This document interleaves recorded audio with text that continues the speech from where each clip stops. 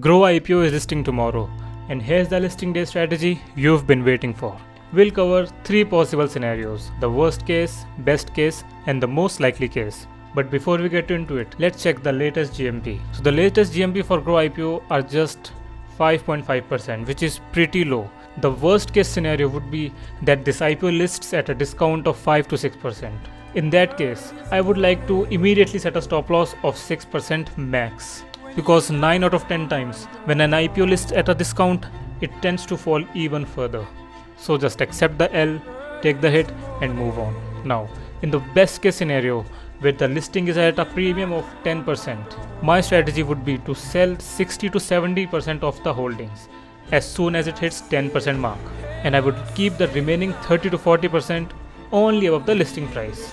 If it drops below the listing day low, I will exit completely. Getting to the most likely scenario, this IPO will list at a flat or maybe plus or minus 2%. You see, the GMP for this IPO was stuck between 3 to 4% for last 2 days. And on top of it, Lenskart, Orkla and Studs, all of these IPOs had a very weak listing. So overall the IPO sentiment is in the gutter.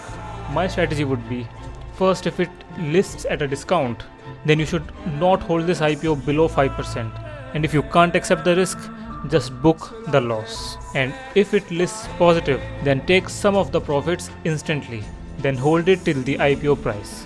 In IPOs, the stock operators decide the game and not its fundamentals. This is why I never go for a long-term strategy.